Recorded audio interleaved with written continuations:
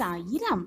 எப்படியாப்பட்ட துன்பம் நம்மை சூழ்ந்த போதும் மேகம் கலைந்த வானமாய் தெளிவாக இருக்கலாம்.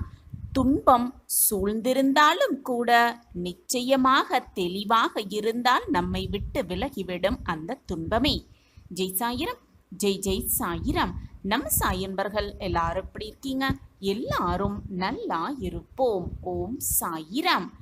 என் அன்பு குழந்தையே, அவசரமே படாதே. அவசரப்பட்டால் வீண் விவாதம்தான் மிஞ்சும்.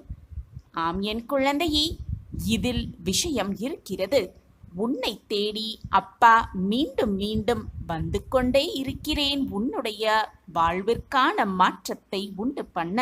ஆம் என் குழந்தையே, இதோ நான் உனக்கு கூறுவது நிச்சயம்